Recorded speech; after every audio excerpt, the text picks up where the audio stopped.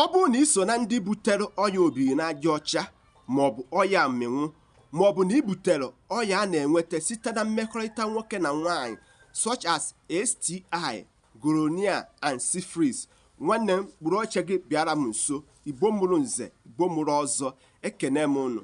Anyị abatakwara n'ihe gbasakwara mgbọrọgwụ na mkpa afịfịa site na nchọpụta na nyocha nke anyị ji eme.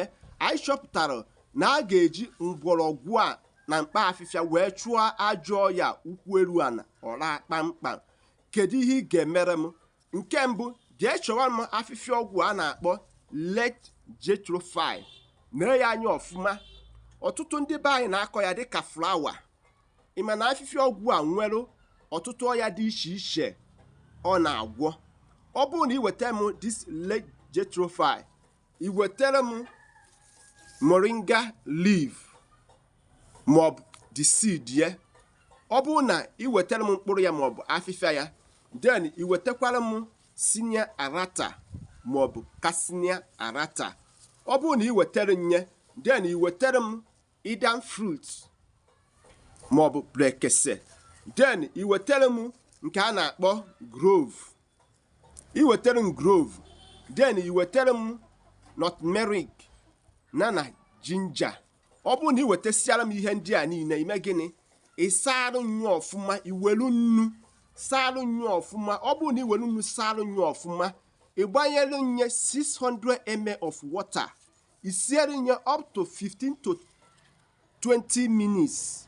Ị họtue ya. Ọ bụrụ na ị họtue ya, tupu ị rie nri ụtụtụ, ị ga-etekiri nye 1 glass tumbler tupu ị rie nri ụtụtụ. And also tupu ị na-akpụ ụra, tekikwara nya 1 glass tumbler. Mechitere m ihe anya more than 3 or 4 months, perhaps 6 months maximum. Jere m ụlọ ogige arụike dị gị nso gaa mee nyocha. Ị ga-afụ na ọchị ga-awa gị n'ọnụ. Kedu ụgwọ iji m dịka onye Igbo? Ụgwọ iji m bụ na ọ bụrụ na ife ozi a, biko kaba arụ tụsara ya ụmụnne gị niile. Tụsaa ya to all social media handle, maka ya bụ ihe ozi a ga-anapụta ma tọọ ọtụtụ ndị mmadụ na-agbụ. Ndị be anyị sị na mgbochi ọya ka mma karịa ọgwụgwọ ya. Ndewo na ị ga-emere m ihe ndị a.